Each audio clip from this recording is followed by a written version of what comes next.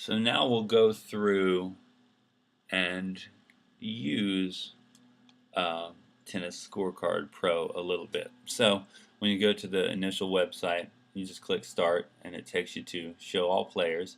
Right now there are no player records, so let's add a couple of players. Put a new player in there. Let's say his username is Power Player. First name is John, and let's say McEnroe. There you go. Male. So when I insert player, now I can go back and show all players, and there he is. I don't know why that happened, but there's John McEnroe. Let's say we want to create an opponent for him. Let's say his username is worst player ever. First name Steven. Last name Hawking. Gender cyborg. So we'll insert him as a player, and then we can go back to show all players, and it adds an empty record. I could not figure out why. It just does.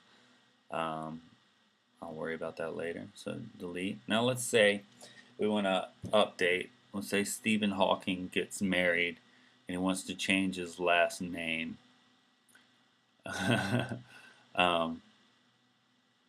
Unfortunately, it doesn't pre-fill out everything, so we'll have to do this again. Worst player ever, Stephen. Let's say that he marries Angelina Jolie, and he wants to change his name to Stephen Hawking Jolie, something like that. He's still a cyborg though. We'll update the player, and then we'll show all players, and now his last name is Hawking Jolie. So let's say those two want to play a game. We'll enter their IDs. 186 and 188 are now going to play a game. So we'll insert the game, and here we are. Neither of them has scored yet. So let's say they're playing, and John McEnroe gets a point, and Stephen Hawking gets a point, so on and so forth. Now this is where the trigger would have kicked in once I got up to, let's say Stephen Hawking won. The trigger should have kicked in there and automatically inserted the win. I couldn't get it to do it, so what we'll have to do here is, we'll say the winning player is player 188, and that should say submit. But for game 61, we'll submit the winning player. Bam. Now we want to start a new game.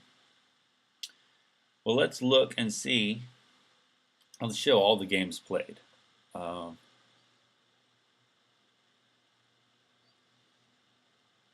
So for the game ID 61, these two guys played. A little redundant there, but you can see the points.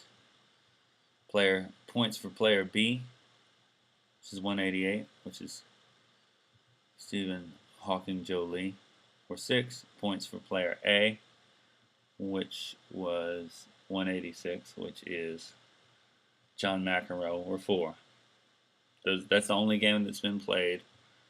It's probably a cleaner way to view all of that. But let's say we want to see how many times Stephen Hawking has won. His player ID, 188. Get wins should be 1. There you go. Let's see how many times John McEnroe has won. Get wins should be 0. There you go. Now let's say they play again, and let's say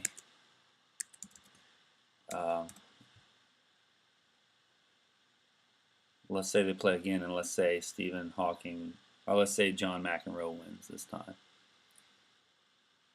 He's player 2. Let's say that he just gets to 6, and he wins. Put in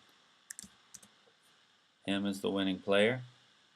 Start a new game. Now I can go look at his record, and it should say 1. 186. Get win should be 1. There you go. So then if we show all games played, it should show 4 records, 2 different games. There you go. Not the cleanest, but it's there. So here we used our function.